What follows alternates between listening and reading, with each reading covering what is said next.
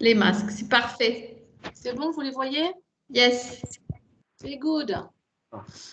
Voilà, donc on va continuer un petit peu sur justement cet exposé en parlant un petit peu des masques qui ont fait couler beaucoup d'encre et peut-être aussi beaucoup fait discuter les professionnels et même les médias.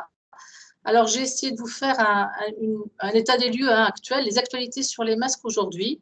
Et avant de commencer, donc juste un petit rappel sur les deux grands types de masques que les professionnels ont à leur disposition, juste pour vous rappeler des choses que vous connaissez certainement déjà. Concernant les masques chirurgicaux, donc ces masques chirurgicaux ont une efficacité qui est testée surtout dans le sens de l'expiration. Et l'efficacité ne tient pas compte des fuites au niveau du visage, alors que les masques de protection respiratoire, qu'on appelle aussi les appareils de protection respiratoire, dont les plus nombreux sont représentés par les Ça FFP. ne passe pas, Patricia. Tu peux passer tes diapos. Pardon? Ça ne passe pas. Parce que je l'ai, moi, mais... Alors, je vais peut-être faire comme... Remets-toi en présentation et pas en diaporama. Ouais, c'est ce que je vais faire. Alors, attends. Voilà. Ok, très Là, bien. vous voyez? Yes. Alors là, c'était un peu trop... Je suis allée trop vite. Voilà, j'étais sur la deuxième diapo. Donc, juste un rappel, donc les masques chirurgicaux et les masques de protection respiratoire ou FFP2. Donc, vous avez les normes pour chacun d'entre eux. Et donc, ces masques de protection respiratoire, eux, ont une efficacité qui est testée plutôt dans le sens de l'inspiration pour des particules, vous voyez, beaucoup plus petites que pour les masques chirurgicaux. Mais cette efficacité prend en compte également les fuites sur les côtés du masque, ce qui est très important. Alors, ce qu'il faut savoir aussi, parce que ça, c'est pour les gens qui travaillent dans les établissements de santé et qui seraient amenés à donner leur avis sur le choix des masques. Ces masques de protection respiratoire, s'ils ont tous la norme EN 149, pour certains d'entre eux, possèdent également la norme EN 14683, c'est-à-dire qu'ils ont une efficacité qui est testée aussi dans le sens de l'expiration. Donc ça, c'est important en fonction des services que vous avez et des patients que vous allez prendre en charge.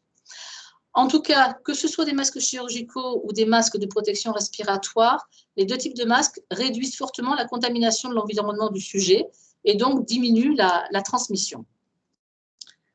Alors, il y a eu une étude expérimentale qui a été menée, vous voyez, en septembre 2020 pour essayer de déterminer s'il y avait une supériorité du masque chirurgical par rapport au FFP2. Donc, c'est une observation par laser, etc., par laser de la fuite des particules de moins de 10 microns. Ce qui est intéressant, c'est de voir un petit peu ce que ça donne sur les images.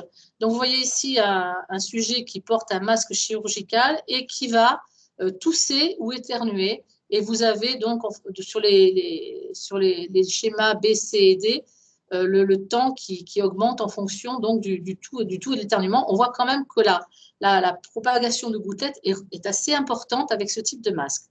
Quand on fait la même chose avec un masque FFP2, eh bien, on remarque que là, bien évidemment, les aérosols d'abord ne sont pas dispersés au même endroit et qu'ils sont bien moins importants, notamment plus le temps passe. Alors, je vais revenir également sur le document que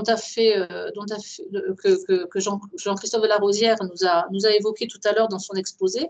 Donc, cette revue de littérature qui a été faite par la SF2H et qui a été publiée en avril 2021. Donc, ils ont refait une revue sur plusieurs thèmes et je vous ai cité là quelques études intéressantes justement sur l'état des lieux par rapport aux masques.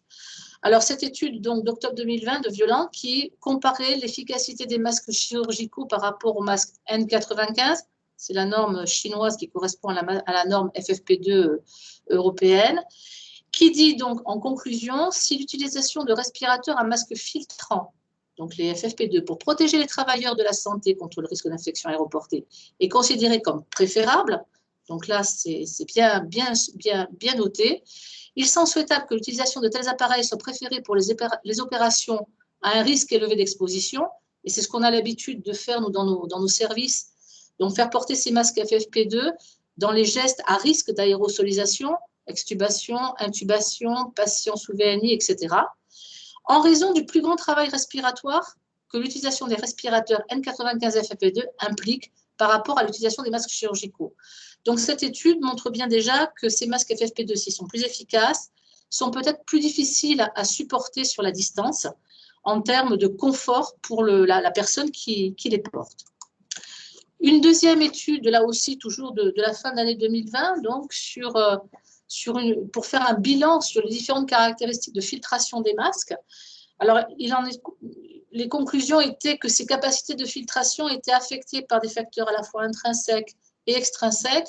Parmi les facteurs intrinsèques, eh bien, c'est les propriétés géométriques du masque lui-même qui peut affecter la filtration. La densité de charge électrostatique, qui est un des éléments qui permet également de retenir les particules, et la composition chimique du milieu fibreux. Donc, vous voyez, ce ne sont pas des choses simples. Et quand on choisit des masques, il faudrait faire entrer en ligne de compte tous ces paramètres. Et enfin, également des facteurs extrinsèques, le débit d'inhalation, l'humidité et la durée de stockage. Et ça, c'est très important donc de savoir comment sont conservés ces masques lorsqu'ils sont commandés, à quel endroit et dans quels locaux. Est-ce que les locaux sont secs, propres, etc. et depuis combien de temps aussi. Une troisième étude intéressante également, là, qui est beaucoup plus récente, donc d'avril 2021, qui se voulait faire le bilan sur 2 dogmes qui concernent les masques. Le premier étant, si le virus est en suspension dans l'air, les masques chirurgicaux ne fonctionneront pas. C'est vrai que c'est en tout cas une idée qu'on avait notamment pour la tuberculose et la varicelle, puisque pour ce type de pathologie, il est conseillé de mettre des masques FFP2. Alors, on a démontré quand même que les masques chirurgicaux protègent le porteur en réduisant de 6 fois en moyenne l'exposition aux gouttelettes et aux aérosols provenant d'individus infectés. Les masques FFP2 ou N95 possèdent de meilleures capacités de filtration, à condition d'être testés de manière appropriée pour éviter les fuites d'aérosols dans la zone de respiration. Et donc là, je rejoins un petit peu Jean-Christophe sur le fait qu'il faut faire un fit check, c'est-à-dire un contrôle lorsque vous portez des masques FFP2, contrôle qui vous permet de voir si votre masque est bien étanche, sans quoi l'efficacité s'en trouve réduite fortement. Deuxième dogme donc, que cet article voulait analyser, le virus ne mesure que 0,1 micron et les masques ne fonctionneront pas. Alors, il faut savoir que les filtres ne sont pas un simple tamis, les filtres du masque, puisqu'il y a aussi d'autres facteurs, la composition chimique du masque, et également la capacité électrostatique de retenir certains éléments qui agissent dans la diminution de la dispersion. Et deuxième élément également, les virus ne sont généralement pas nus, pas au sens nu et enveloppé, mais simplement les virus, lorsqu'ils sont expulsés dans l'air, sont contenus dans des gouttelettes contenant de l'eau, du sel, des protéines, voire des matières organiques provenant des sécrétions bronchiques. Et donc, ces virus ne sont pas aussi petits qu'on le croit. Donc, les particules expulsées sont bien plus grosses et les masques chirurgicaux, dans ces cas-là, peuvent les arrêter. En conclusion de cette revue de la littérature très succincte, par rapport juste à ce thème concernant les masques, donc c'est la conclusion que Jean-Christophe vous a présentée. Donc, degré équivalent de protection pour les 2 types de masques, meilleure capacité de filtration théorique pour les masques FFP2, mais beaucoup plus contraignant à porter sur la distance et en termes de confort. Et en plus, beaucoup d'établissements de santé possèdent un nombre limité de modèles de masques FFP2, ne permettant pas à tous les soignants de disposer d'un masque FFP adapté à leur morphologie du visage. Et effectivement, par expérience, lorsque nous commandons des masques FFP2, si on prend le soin de commander des masques FFP2 pour les adultes et pour les enfants, avec des quantités bien sûr différentes, pour les adultes, souvent, les commandes ne se font que pour une seule taille de masque, parce que tout simplement, certains laboratoires n'en proposent qu'une seule taille. Et on s'est rendu compte avec cette expérience de Covid qu'il était intéressant peut-être de s'interroger sur le bénéfice et à commander plusieurs types de masques. Et c'est quelque chose qui a été là aussi démontré par l'INRS, donc sur une étude qu'ils ont publiée en mars 2021. Donc là, je vous ai simplement cité les conclusions de cette évaluation de l'ajustement des appareils de protection respiratoire qui montrent que chaque sujet peut trouver un modèle de masque qui lui convient. Mais ce qu'on en a déduit, c'est que les masques bec de canard que vous voyez donc sur la 3e image, ici, sont plus difficiles à ajuster et d'autant plus difficiles à ajuster que les personnes qui les portent ont des visages très petits ou des visages très larges.